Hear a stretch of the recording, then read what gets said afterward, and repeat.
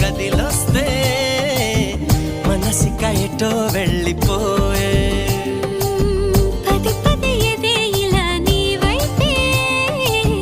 పద పదమని సదా పోరే పారడంత ఎత్తున్నోడా పారడంత సుత్తున్నోడా ఏ ఉండనికి తోడు నీడా ముడే పడి ఎడా పెడా గిచ్చి గిచ్చి చంప